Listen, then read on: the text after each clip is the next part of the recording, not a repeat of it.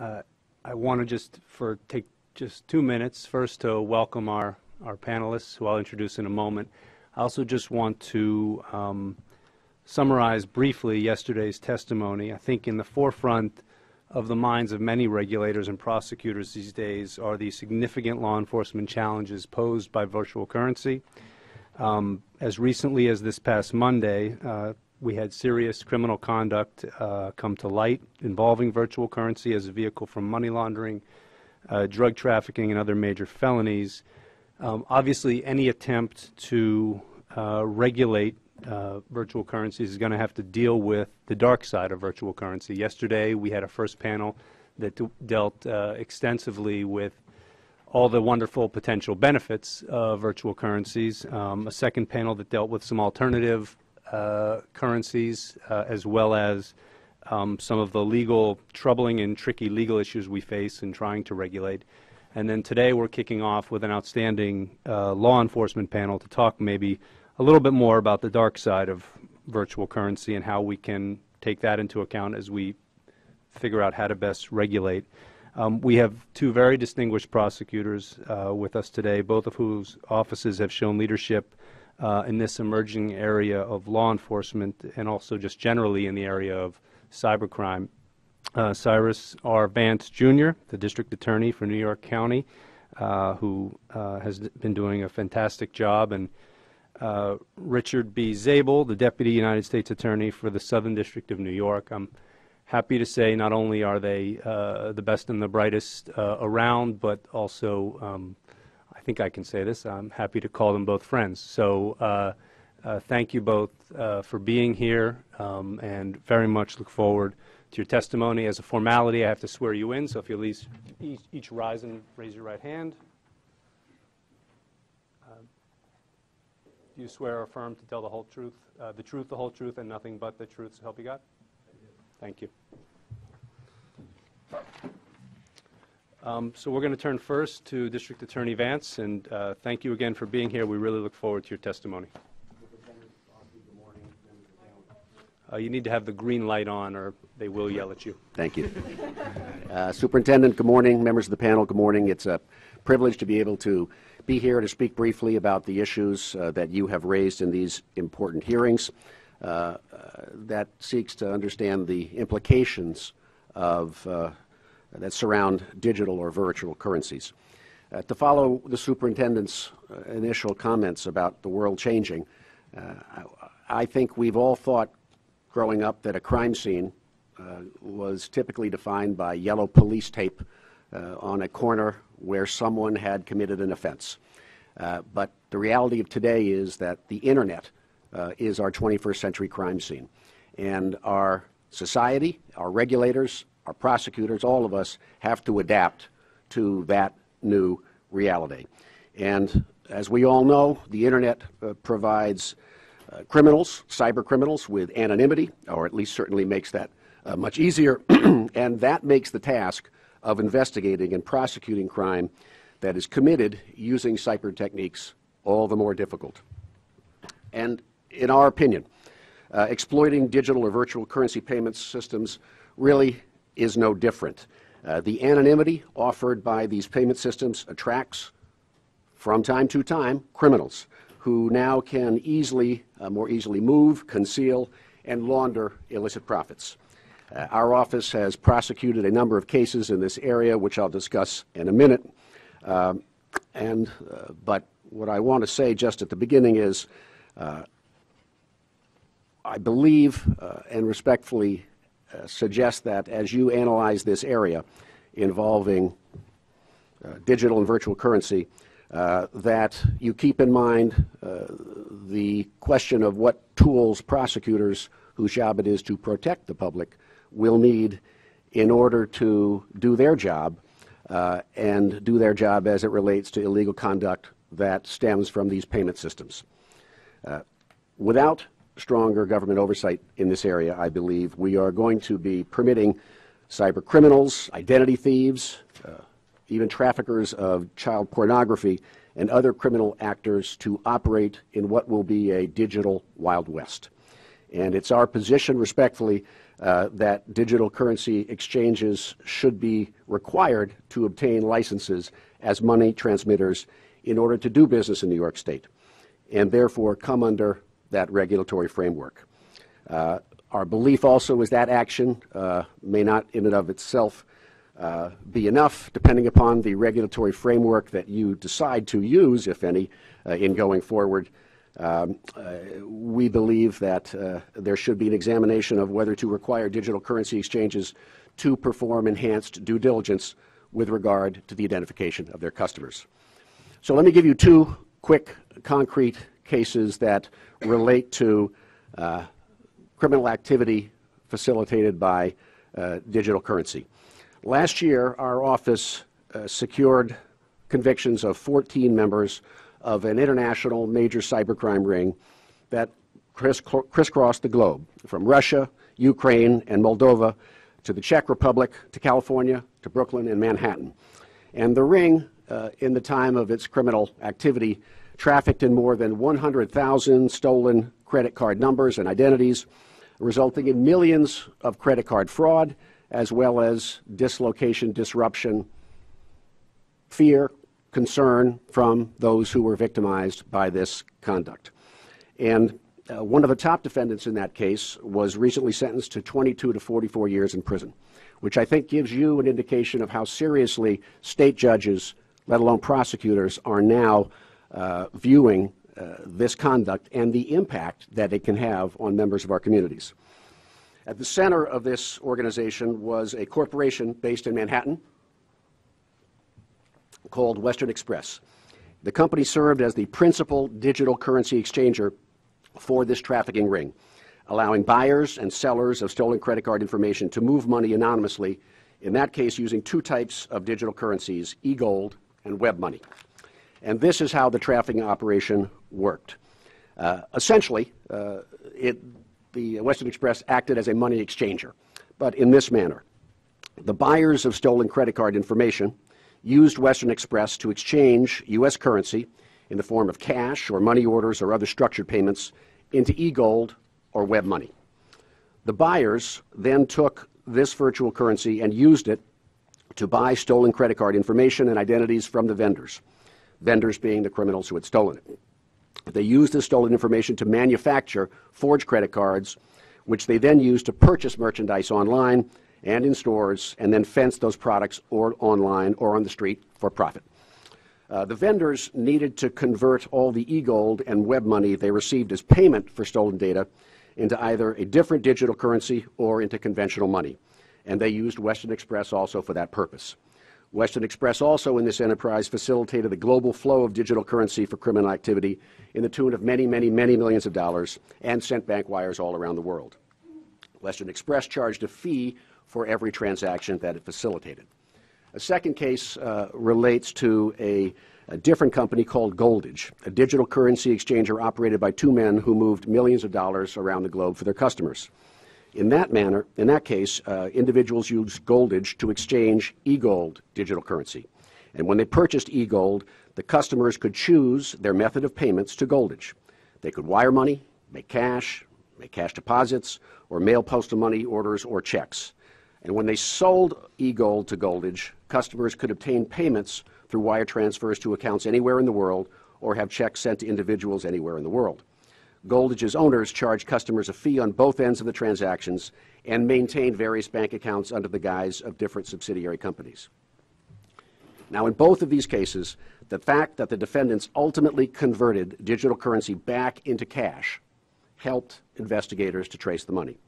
But now that retailers, both large and small, are starting to accept digital currency as payment, criminals may not have to convert their illegal proceeds back into cash at all.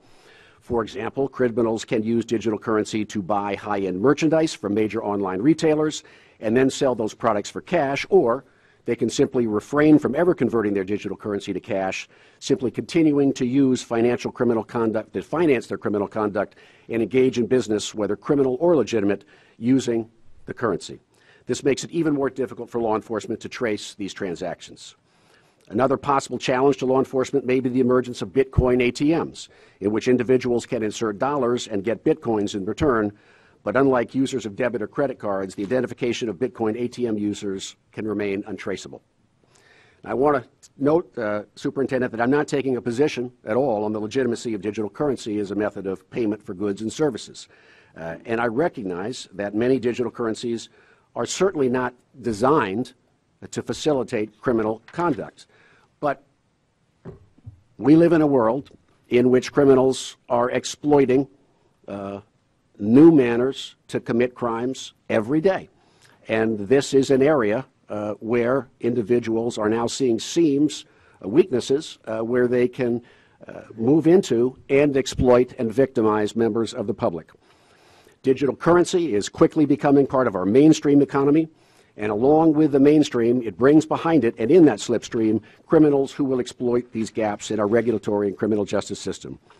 I believe, therefore, that law enforcement should be, assuming that you move in a regulatory manner, we need to be given appropriate updated tools to address, investigate, and convict criminals who are engaged in misconduct in this area. Under our current law today, money transmitters must comply with anti-money laundering requirements.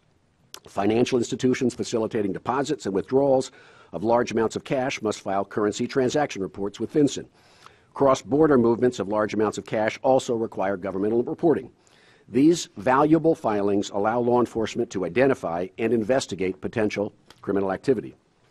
I don't believe, respectfully, there should be ambiguity that virtual currency exchanges that transmit value act as money transmitters and are therefore required to comply with the same licensing, reporting, and anti-money laundering regulations imposed on banks and other money exchangers. And that's consistent with numerous prior prosecutions conducted by my office. And there's no question that digital currency providers act as a medium of exchange in the sale and purchase of goods and services. Therefore, it is our opinion, and my opinion, that the nature of a transaction in which digital currency is purchased is indeed a form of money transmission, no different than where a buyer directs a bank to send money to a vendor. Furthermore, digital currency exchanges, we believe, should be required to perform enhanced due diligence with respect to their customers' identification in the event that the agency decides to promulgate new regulations. And so, in summary, in this area, we believe that digital currency exchangers, at a minimum, should be required to maintain records relating to transactions, obtain customers' identifying information, and that, we believe, should include requiring a customer to provide his real name, his physical address, the name of his business, and the nature of that business.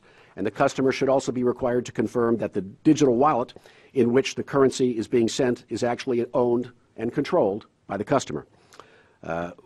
Implement procedures to ensure the accuracy of this information. For example, that the address is actually owned and controlled by the customer. That would help with the chain of custody in establishing who is receiving the digital currency. And finally, to file periodic applications in order to do business. These filings should identify, in our opinion, the owners and managers of the exchange, and those principals should, we believe, make sworn affirmations as to the accuracy and truth of those filings. As we've seen in so many cases, digital currency is being used by bad actors, in serious criminal activities, multi-million identity theft cases, child pornography, and an underground market for drugs, guns, and other contraband.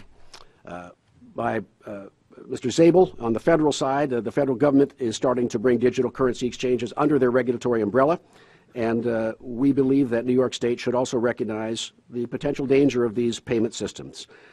We hope that your move will ultimately be to license the digital currency exchanges as money transmitters in order to do business in our state. And we believe they also need to adequately supervise the exchanges to ensure that their customers are providing proper identification and are not using exchanges for criminal activities. And we believe we must also act to ensure that unlicensed digital currency exchangers are identified and where they're engaged in criminal misconduct be prosecuted. Thank you for letting me give these thoughts, and I really am grateful for the opportunity to appear before you. Thank you, D.A. Vance, for that very interesting and helpful testimony. I want to turn it over to Richard Zabel, the Deputy U.S. Attorney in the Southern District. I'll just add for his introduction, a lot of times the U.S. Attorney gets all the credit for many good things that happen in their office, and the Southern District is a well-known office with a lot of great things happening recently and over the last few years.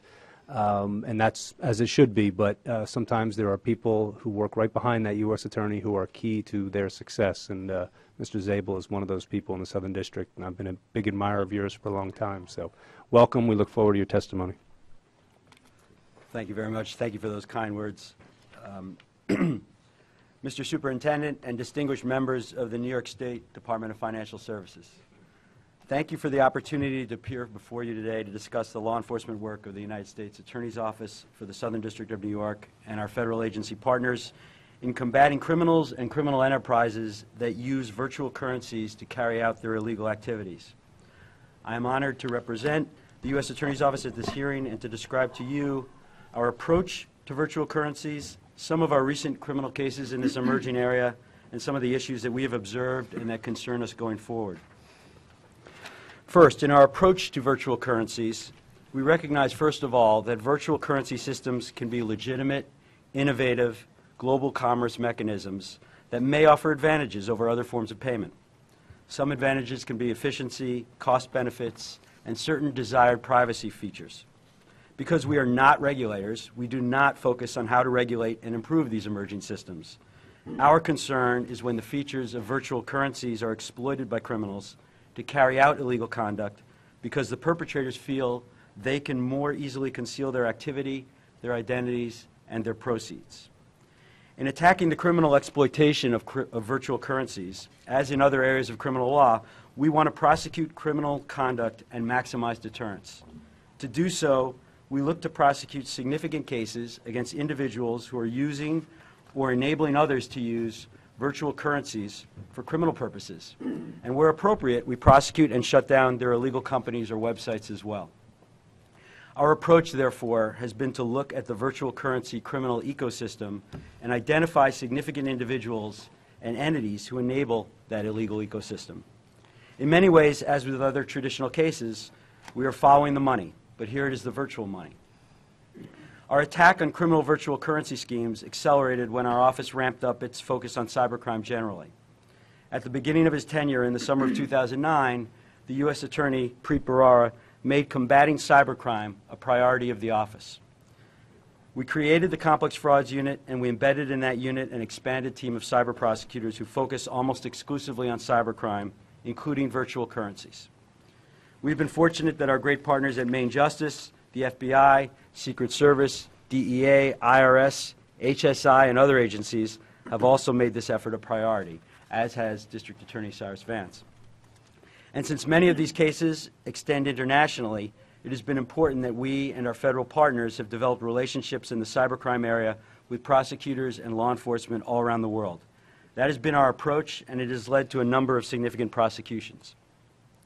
So let me briefly discuss three of our recent cases because they illustrate some of the problems we have identified at different levels of the criminal virtual currency ecosystem. All of these cases are pending, so I will restrict myself to the public allegations as they are set forth in the charging documents and other public information. Of course, all the defendants, unless they have pled guilty, are innocent until proven guilty. So the first case is Liberty Reserve. As we have alleged, Liberty Reserve was in many ways the premier banking institution for cyber criminals. It operated its own centralized digital currency, commonly referred to as LR. The company billed itself as the Internet's largest payment processor and money transfer system, serving millions of people around the world, including the United States.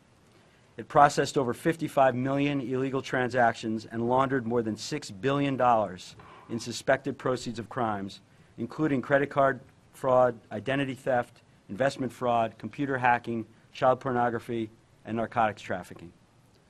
Liberty Reserve was deliberately designed and operated to enable criminal users to conduct financial transactions anonymously. Liberty Reserve was used extensively for illegal purposes, functioning as the bank of choice for the criminal underworld because it provided an infrastructure that enabled cyber criminals around the world to conduct anonymous and untraceable financial transactions. Liberty Reserve never registered with the U.S. Department of the Treasury as a money transmitting business, as it was required to do under U.S. law.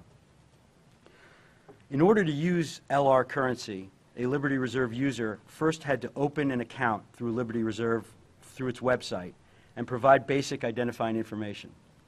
However, Liberty Reserve did not require users to validate their identities, and users routinely established accounts under false names. In fact, a federal agent in our investigation was able to set up an undercover account in the name Joe Bogus with an address of 123 Fake Main Street in a city named Completely Made Up City, New York. Once an account was established, the user could conduct transactions with other Liberty Reserve users. In these transactions, the user could receive transfers of LR from other users' accounts and transfer LR from his or her own account to other users, including any merchants that accepted LR as payment. Liberty Reserve charged a fee for each transaction that was calculated as a percentage of the transaction value. And for an additional privacy fee, a user could hide his or her own Liberty Reserve account number when transferring funds, effectively making the transfer completely untraceable. Liberty Reserve did not permit users to fund their accounts by transferring money to the company directly through a credit card transfer or other means. Users also could not withdraw funds from their accounts directly. Instead, Liberty Reserve users were required to make any deposits or withdrawals through the use of third-party exchangers. In effect, this arrangement enabled the company to avoid collecting any information about its users through banking transactions or other activity that would normally leave a centralized financial paper trail. The exchangers did not provide a reliable means of tracing financial activity, as they tended to be unlicensed money transmitting businesses operating in countries without significant governmental money laundering oversight or regulation, such as in Malaysia, Russia, Nigeria, and Vietnam. By failing to collect identifying information about its users through its website and avoiding any contact with its users through the traditional banking system, Liberty Reserve intentionally provided its users with nearly impenetrable anonymity and enabled them to conduct untraceable financial transactions. Liberty Reserve and several of its principals and employees were charged with conspiracy to commit money laundering, conspiracy to operate an unlicensed money transmitting business, and operation of an unlicensed money transmitting business. Let me turn to the second case called Silk Road. As alleged, Silk Road was an underground website that emerged as the most sophisticated and extensive criminal marketplace on the internet. Silk Road served as a sprawling black market bazaar where unlawful goods and services, primarily illegal drugs of almost every variety, were bought and sold regularly by the site's users. The volume of illegal transactions conducted on Silk Road was staggering. During its approximately 2.5 years in operation, Silk Road was used by several thousand drug dealers and other unlawful vendors to distribute hundreds of kilograms of illegal drugs and other unlawful goods and services to well over 100,000 buyers, and to launder hundreds of millions of dollars derived from these unlawful transactions. All told, the site generated sales revenue of more than 9.5 million bitcoins and collected commissions from these sales totaling more than 600,000 bitcoins.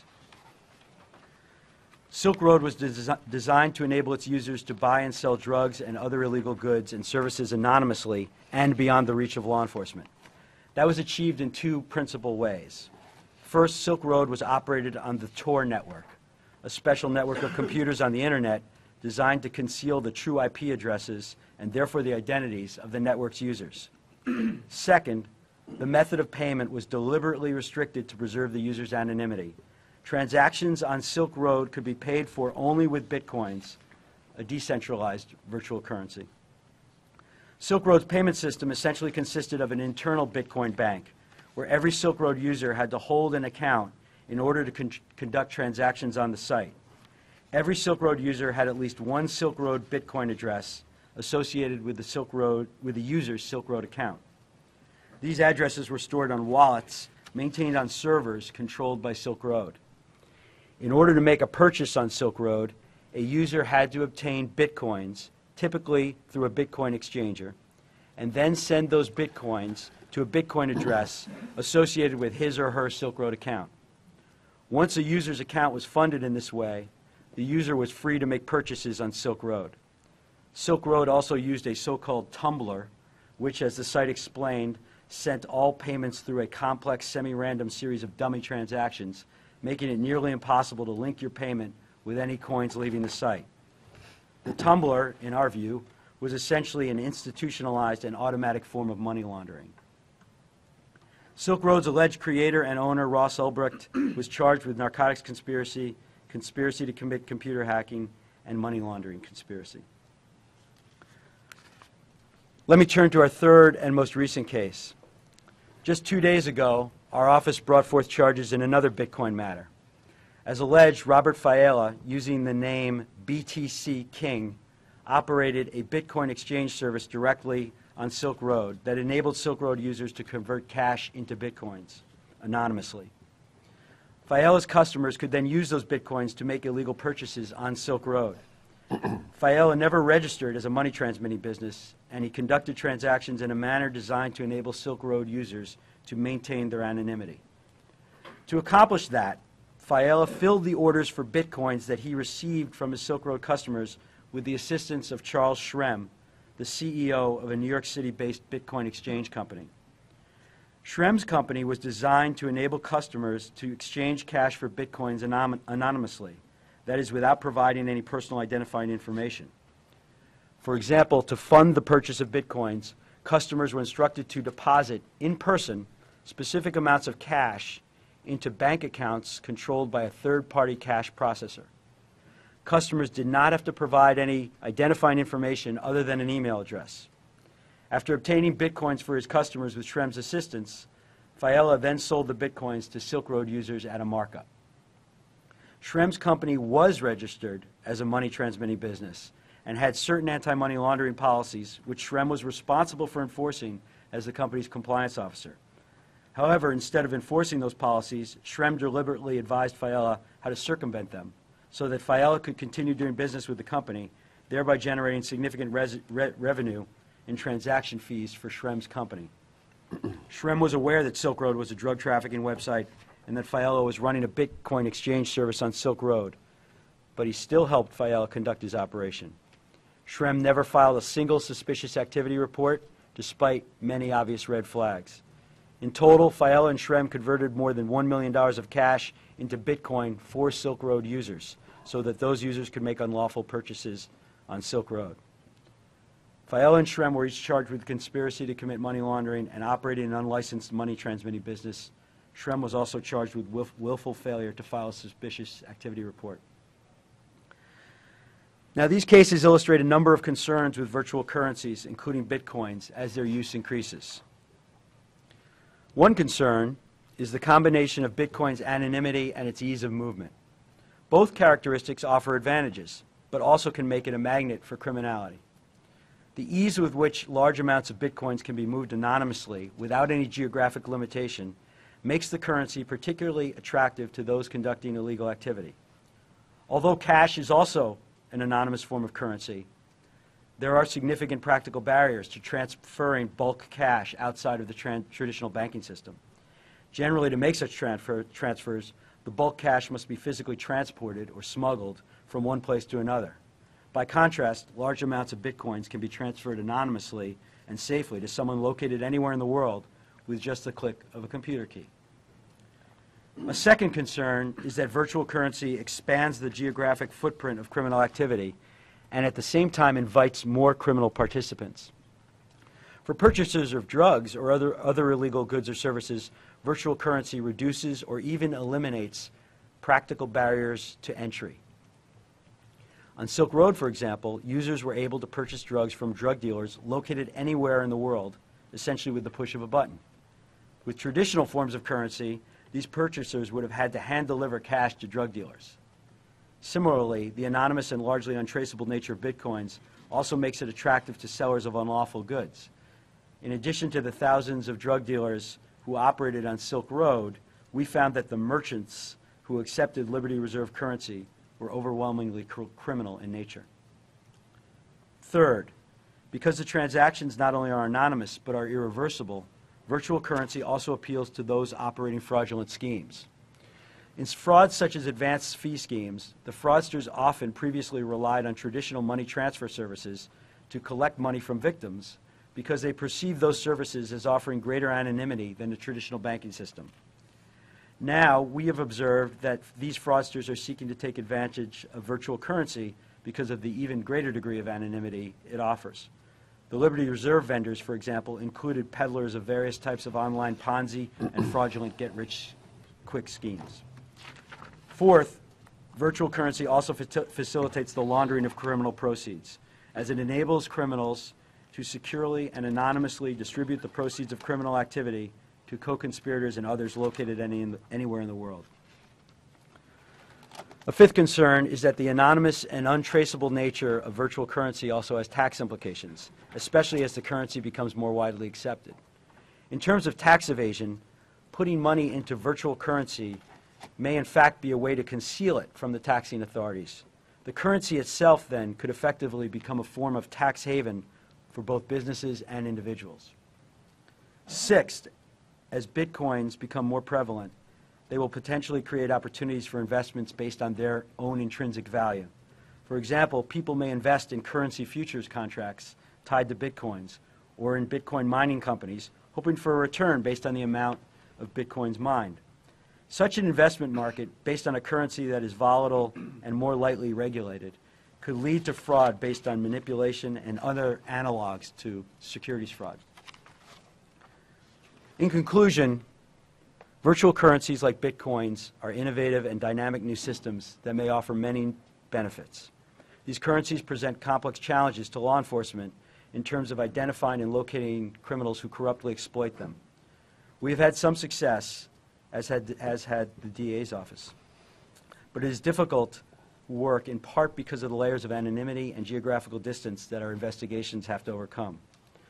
But for all those who not only believe in the rule of law, but also hope for these currencies to take root and thrive, they should support law enforcement's efforts to ensure that individuals who exploit virtual currencies for criminal purposes are held responsible. Whatever the regulators and others determine should be the role of virtual currencies, the prospects for these new currencies are severely damaged if they become the currencies of choice for criminals. We look forward to continuing our work with all our federal, state, and international partners to protect the people from criminal conduct, whatever the currency. Thank you for inviting me here today. I'd be happy to answer any questions that you may have. Thank you, Mr. Davis, for that. Yell at me, too. I thought I was on. Thank you, Mr. Zabel, for that very interesting testimony. I just have a few questions. Before I do that, let me just introduce the really smart people who are up here with me. To my right is Maria Filipakis. She runs our capital markets group. To my left is Daniel Alter, our general counsel at DFS. And to my far right is Dana Syracuse, who's a deputy general counsel at DFS. I'd like to start with a general question. It's something we've been struggling with getting our hands around, which is when it comes to virtual currency, as prosecutors, would you each say that there is, or we're trying to decide whether there is something qualitatively different about virtual currencies as opposed to criminals who will use a prepaid burner cell phone, which cloaks their anonymity in one way, or terrorists who might use special encryption on computers to communicate and thus cloak their identities. Is there something qualitatively different about virtual currencies that concern you, or is this just another example of using the latest technology to become more or to try and enhance anonymity in order to commit crimes? And that's something we need to decide, I think, as a regulator, whether we need to do something entirely different or whether this is just the usual prosecutors will catch up with the latest uses by criminal elements of a new technology. So I don't know if you have a reaction to that, either of you. I think there is a qualitative difference, and that is that we have seen the digital currencies becoming part of the potential mainstream market, a currency market and financial transactions market. And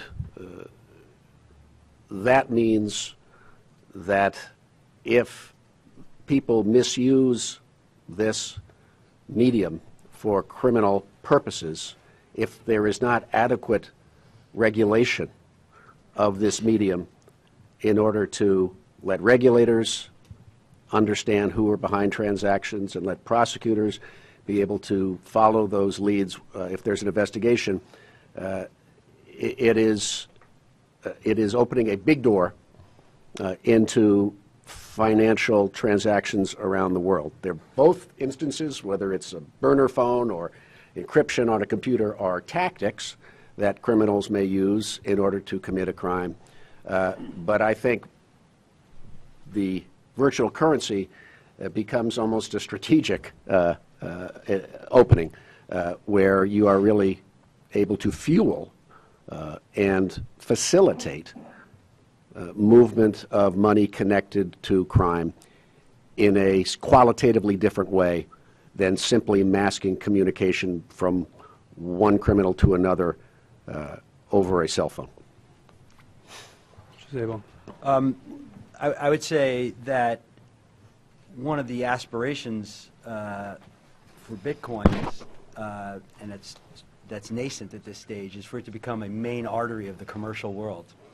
And in that sense, to the extent it wants to take a primary place, as opposed to things like burner phones and some of the other items that you discussed, which are prevalent but are not sort of central avenues of commerce, to the extent it wants to take that place, whatever characteristics it has that may lend itself to criminal activity more easily are more concerning and should be looked at more carefully, because burner phones, just using that example, I know you had others, but some of those things exist more at the periphery of the main commercial world. If Bitcoins are going to become a currency of the commercial world, then whatever weaknesses they may have to be exploited by criminals need to be addressed much more seriously, I think, than with other more peripheral items. So I think they're not, in some ways it's not that different than cash in many ways. But as I mentioned earlier, you can do things with it that you can't do easily with cash. So it lends itself to being exploited by people who mean harm much more easily. So it's perhaps some of its intrinsic qualities make it need to be treated differently, even though in essence it's trying to function in a way like cash and other things. One of the issues that came up at some of the testimony yesterday was this question of, is there really anonymity with Bitcoin, at least with the virtual currencies that use what are called these public ledger systems, where, at least in theory, based on the software, I'm going to mangle the technical terms, but based on the way the algorithms are designed, every Bitcoin transaction should be traceable on this public ledger. And that was given, we heard that a lot, that you're not really anonymous when it comes to Bitcoin, you're pseudonymous. And I wanted to know whether either of you had a reaction to how hard that last hurdle is for law enforcement when, let's assume for the virtual currencies that have public ledger systems, that we can get to, that law enforcement can easily trace a transaction to particular computers.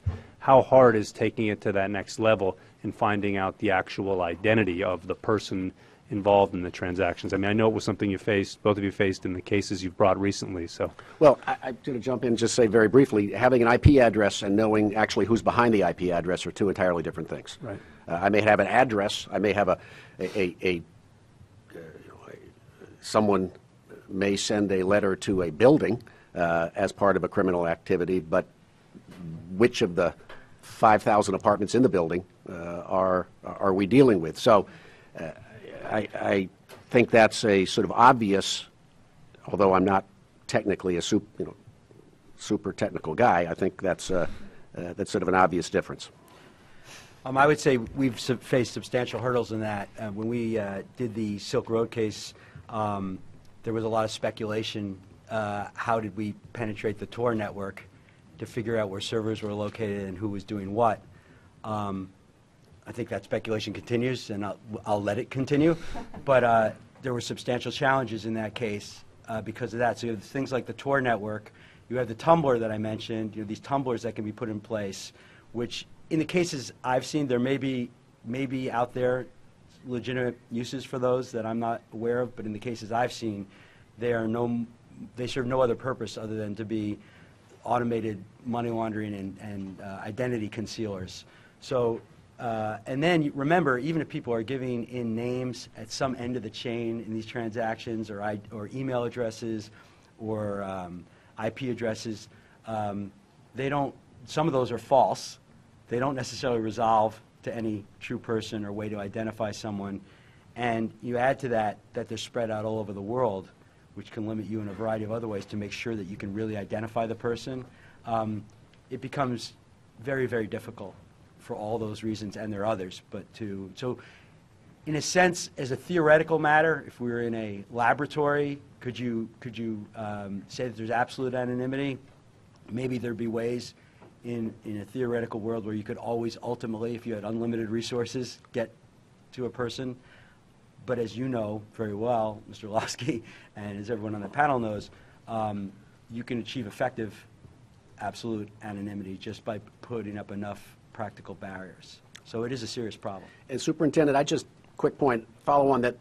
As a prosecutor, understanding who's at the keyboard is really important for us, both to find out who may be committing a crime and to prevent someone who may be implicated but not committing the crime of being charged. So there's a conviction integrity piece to having information which is verifiable and traceable, and it cuts both ways, both perhaps exculpating individuals who may seem to have been drawn into a criminal network and who may have been, their trust and friendship may have been betrayed by criminals who brought them in, and those who are actually committing crimes using a computer and sitting at that keyboard. It sounds like if we're planning to issue some kind of regulatory scheme in the year ahead to deal with virtual currencies, but it sounds like if it turns out that technologies like tumblers are being used for no other purpose than to enhance anonymity and to thwart law enforcement, that may be something, as we do our regulatory work, we want to make sure the companies that we're reviewing aren't using those kinds of things. Would you both be in favor of that?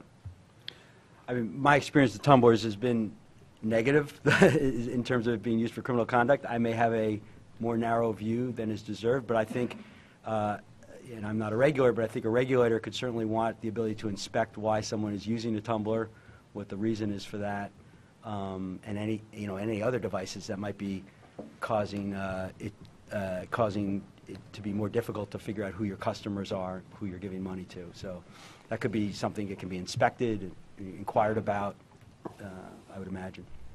Another reaction we got yesterday from some of the proponents of virtual currencies in our first day of hearings was they pointed to the recent arrests and said, see, it's under control. You don't have to have a particular worry about the criminal element here because we're seeing already law enforcement is catching up. Do either of you have a reaction to that? I do. I think it's wrong because we're just getting, virtual currency is a relatively recent phenomenon. And I certainly don't think, just let's be clear, cybercrime, identity theft is an international crime wave. I don't think the fact that we have made significant cases and arrests in this arena means that it's all under control. It's not. And so strong enforcement by the Southern District, strong cases by the DA's office does not prove that this isn't a problem. I think it proves the opposite. This is a problem. And when it's proven to be a problem, what is the regulatory framework that we should create in order to minimize the chance that that problem is permitted to fester and grow larger? I would just add that we have, both offices have brought some important successful cases. Those are fairly serious cases for a relatively nascent currency, and as a percentage of the legitimate commercial activity, that might be a disturbing percentage of big cases and money that's showing up in criminal conduct. That may be just the difficult road of entry for a currency, but I would also add, yes, there have been significant cases, but these cases like Silk Road and Liberty Reserve, there were hundreds of people engaged in criminal conduct dealing with these entities and dealing in virtual currencies. They have not all been arrested. Many of them did successfully, at least for now, keep themselves beyond jurisdiction. Many of them may be picking up and doing that somewhere else. So the fact that a bunch of cases have been brought doesn't mean that all the people who are engaged or even a large percentage of the people who might be engaged in criminal conduct regarding virtual currencies have been arrested and are being deterred. So, nor are the there's a lot to penalties do. necessarily strict enough. I believe one of the defendants in your case in Liberty Reserve was an Arthur Badowski. He was indicted in our case in 2000 sentence, and sentenced in 2007 in connection with our Goldage case. Right. We now see him in Liberty Reserve. Both of you have discussed the international footprint of many of these cases. Can you talk a little more about the kinds of hurdles that poses for investigations and how you overcome them, and any other further help you could use from regulators or others on those types of issues? I'll defer to you Yeah, first. sure. So a couple of the cases that I talked about, for instance, in Liberty Reserve, that bank relocated itself to Costa Rica to try and put itself beyond the jurisdiction of United States authorities. One defendant changed his citizenship. The bank ended up using numerous offshore shell companies all over the world. It makes it very difficult to investigate those cases, or makes it more difficult. You're working sometimes with jurisdictions that won't help you or are unable to help you. You don't have the ability necessarily to see what defendants are doing or look at the locations. And, you know, in Silk Road, similarly, there were administrators for the Silk Road website who were central to the operation of the website. We have ended up being able to arrest a number of those people, but they were operating all over the world, helping Silk Road to operate. So there are international, these are usually international cases. It requires a lot of cooperation with foreign law enforcement. I would think that would be true also, so you'd hope for, between regulators abroad, because there's a lot of information that where there are foreign regulators, they could probably help give it. But Silk Road operated through money exchangers, I said earlier, in Malaysia and Vietnam. It really relied on the lack of enforcement in other jurisdictions to try and preserve anonymity. So we were able to overcome those hurdles through a lot of good work, a lot of very intensive forensic computer work, among other things. But I think that you know, even many of the defendants we arrested are now facing extradition from other countries. They're not yet in our custody fully, and we'll see what happens with those and see how well extradition works. There are obviously some countries out there that will not extradite people for these crimes too, and so that's going to pose issues also. And you know, it's difficult to wait for people to travel when you know till they travel to a country where you can arrest them and then extradite them. So I think that's going to become more and more of a problem as cases are brought. People learn from what our officers are doing. And as they do in other areas, they try to put themselves in jurisdictions where they can't be extradited, can't be arrested. So, you know, regulators, I think, could do a lot, talking to each other to help us with that. We're going to continue, I think, to work together and work with our foreign partners to try and overcome those problems. To Rich's point, one of the principal defendants in the Western Express case that I talked about, more than 100,000 identities stolen in a significant international footprint. One of the principal defendants we had indicted, but were unable to, he lived in Eastern Europe, and he was operating the criminal enterprise out of Eastern Europe, and we were unable to get him. We had a notice in Interpol on his travel, and the only reason we were able to pick him up is because he took a vacation in Greece. And he decided to get a little sun, went to Greece, and he was apprehended Got there. some heat, too. And so that just speaks to this is a completely international crime. And I think if you speak with any experts on cyber fraud, they're going to tell you that the world of cybercrime is global, and many of the primary actors victimizing the United States are not on U.S. shores, and they are in distant places, which makes it very difficult for us to identify them, let alone prosecute them. I want to open it up to my colleagues to ask a few questions, but I'll ask one more just out of personal interest. How do you deal with, when it comes to asset forfeiture in these cases, how do you deal with seizing the proceeds of a crime when the proceeds are often bitcoins or other virtual currency? Well, as I sit here today, I represent the U.S. Attorney's Office. We're a large holder of Bitcoin right now, which maybe How are you doing? How are you doing with that maybe investment? gives people a different attitude toward the testimony, because we seized over $30 million in bitcoins in the Silk Road case, and we do that through civil forfeiture action, like you would against other assets and currency, and we treat it that way. So That has been seized from the Silk Road servers and computers and Mr. Ulbricht's personal computer, and we do that through civil forfeiture action. I think it's an important thing to do. No one should keep the proceeds of crime, virtual or otherwise, and so we've seized it, and we hold those, and we also seize websites.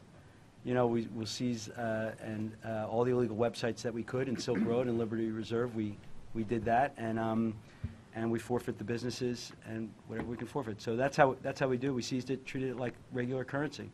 Are there specific challenges, though, because it's digital and it's got a private key potentially with it? Do you have? I mean, There are. Might be getting too technical. There are some challenges, but we were able to overcome that with the de-encryption that was necessary, and so we are holders of bitcoins. Are you going to exchange it for dollars? I don't even want to address that. I don't want to affect the market in bitcoins in any way. You're a big holder now. Any other questions? Yeah, in addition to some of the entities that you both discussed today, are there other types of actors or entities in this space that you think will participate integrally in the criminal virtual currency cases?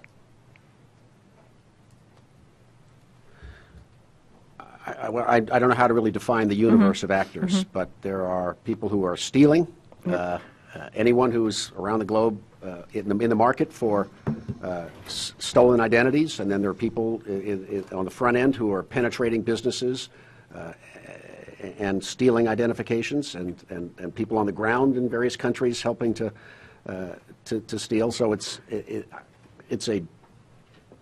a very broad-based group of actors, and I'm not sure how to define them. So I think that's right what the district attorney's saying about people who also will commit crimes to bring money into the system. And within the virtual currency system, if you look at the cases, there are some third parties that are important to their functioning. So the currency exchangers, the ones that are located around the world, sometimes that are here, are important. So at some point, dollars get turned into bitcoins. And as we talk about, and this is really a regulator issue, but I think whatever anonymity may or should exist within the Bitcoin world, where Bitcoins may be buying products and being Bitcoins for other services or other Bitcoins, you have to enter and exit the system if you're going to go into any other currency. Dollars have to come in if we use dollars, and dollars have to come out. And so you have a chance to know what's going on at these exchangers, where people are entering the system and coming out of the system. So it's almost like you can get ID going in and coming out, even if ID is not going on within it, which is a problem that the district attorney was also talking about. Other third parties are cash processors.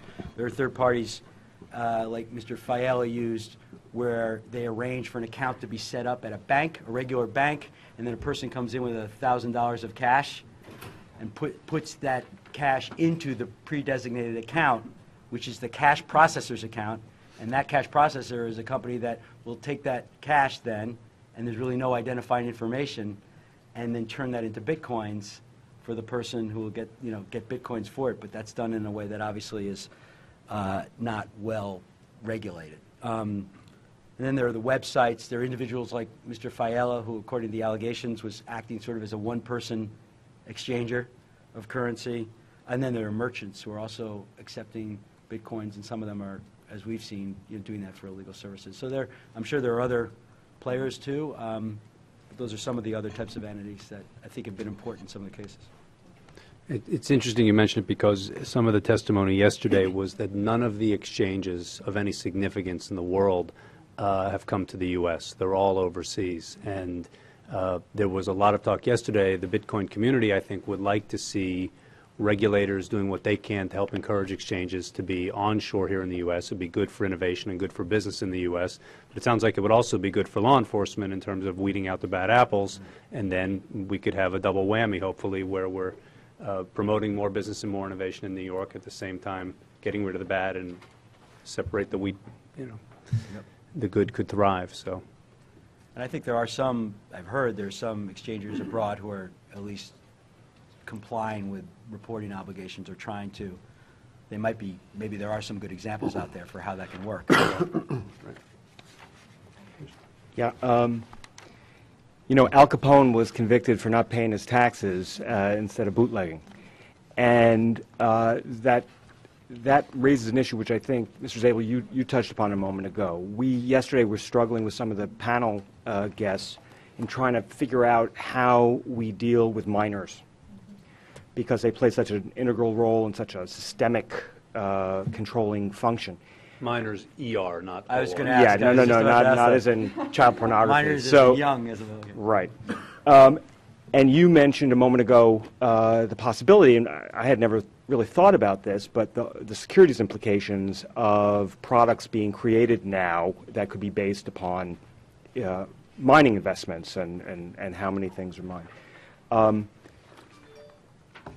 If we're unable, or at least to get our arms around those sorts of things, at least immediately, do you think that there are other avenues by which both regulation and prosecution could follow in order to get control of that? In other words, should we be thinking not just in terms of these anonymous miners, but some other activity that's implicated by them or depends upon them that we could tap into down the line, which would control them? Well, if I understand the question correctly, what I was talking about was you can invest in mining companies like you invest in any other company, and it would be based on the value of the bitcoins they mined. Or you could, for instance, engage in like futures contracts, which also are tied to the value of bitcoins. And I think, so the concern that I foresee a little bit is with a very manipulable currency, which a young currency is, there can be a lot of fraud for quick hits in investment schemes and on currency contracts, and even if you're investing in companies that are based on the mining of that. Other ways to try and address that, I suppose would depend on whether you considered any of those types of investments or issues to be within the purview of the securities laws or within the commodities laws. I don't claim to have examined that issue enough to be fully expert in it, but I would think that if the market for bitcoins is going to mature, it's going to lead to these types of investments, and there's going to need to be oversight on it. And I think the regulators will have to decide, is this purely a currency money issue? Does it become a trading issue, either in terms of being a commodity or security or some other kind of issue, which maybe it has to become that. But I do think that if the currency is succeeding, that's inevitable, right? That's the natural flow of capitalism and a capital market, is that you start having people invest in that way. Yeah, we're trying to figure out where we appropriately enter the whole chain of regulation and where we should stop. So I know our friends from the SEC are here. One of the things that we're concerned about is the anonymity of miners. So along the example you gave, there could be disclosure requirements that if people want to buy and sell securities related to Bitcoin, you're going to have to identify yourself, you're going to have to identify your operation and comply with all those sorts of things. So I think we're trying to figure out whether on the, at certain rungs that give us concern, there are alternative ways of getting there, so that we might want to step back a little bit, but... Right, there could be, you're right, clear regulations about if you're going to invest, in a way that's based on the value of bitcoins, whether it's investing in a company or investing in the currency itself, that certain required disclosures are going to be made by whoever's going to participate in those markets, I suppose. It's a little outside my bailiwick, but it seems like it might be a logical thing to protect people against getting defrauded. My understanding, the SEC has also already brought enforcement actions for securities violations in this area. So. That was the case down in Texas. I think, The Ponzi scheme. Yeah, Bitcoin Savings and Trust was, I think, the defendant in that case. All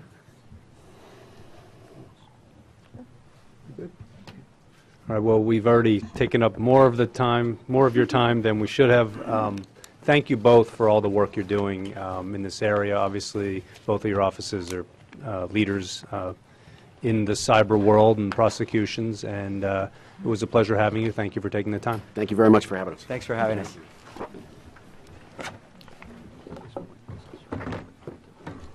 Yeah.